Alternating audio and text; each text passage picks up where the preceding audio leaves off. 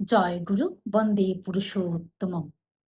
আচ্ছা, আমরা কি একটা জিনিস চিন্তা করে দেখেছি যে একই পিতামাতার কোনো এক সন্তান ছেলেবেলা থেকে এমএ পরীক্ষা পর্যন্ত প্রত্যেক পরীক্ষায় প্রথম স্থান অধিকার করে, আবার কোনোটা ৩ বার চেষ্টা করেও বিশ্ববিদ্যালয়ের প্রথম ধাপ পর্যন্ত পৌঁছাতে পারে না।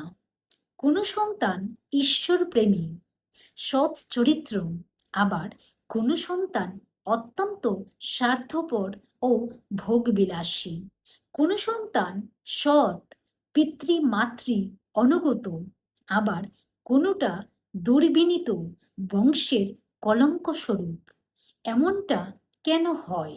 এই পৃথিবীতে কারণ ছাড়া কিছু হয় না, এর পেছনেও নিশ্চয়ই কোনো কারণ রয়েছে।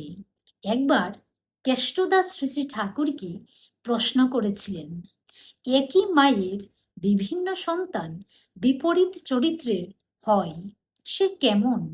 শ্রী শ্রী ঠাকুর উত্তরে বলেছিলেন, তার মানে মনের অবস্থা যখন যেমন তখন তেমন হয়। কি সুন্দর সহজভাবে ঠাকুর বলছেন যে তার মানে হচ্ছে মনের অবস্থা যখন যেমন তখন তেমন হয়। সমাজে যে পরিবার ইষ্টের সঙ্গে যুক্ত নন, যাদের জীবনে কোনো আদর্শ নেই, তাদের জীবনটা কেমন, তাদের আচরণ ব্যবহার কেমন, পিতা মাতা গুরুজনদের প্রতি তাদের শ্রদ্ধা কেমন, সেসব আমরা আমাদের আশেপাশে দেখে অভ্যস্ত।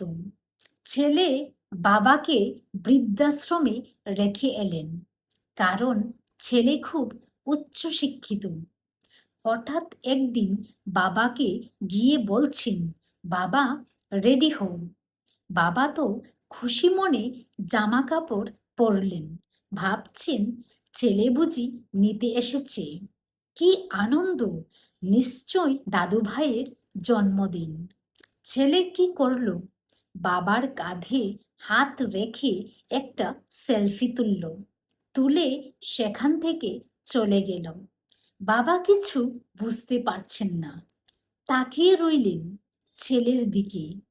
বৃদ্ধাশ্রমে অন্যান্য যারা ছিলেন তারা বললেন, আজকে পিতৃদিবস।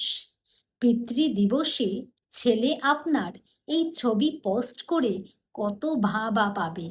তাই তো ঠাকুর শেখালেন, পিতাই স্বর্গ, পিতাই ধর্ম, পিতাই তপের নন্দনা, পিতৃপ্রীতি ছাড়িয়ে আনে সব দেবতার বন্দনা।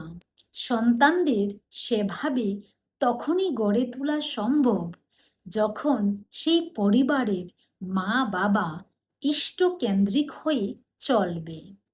জয়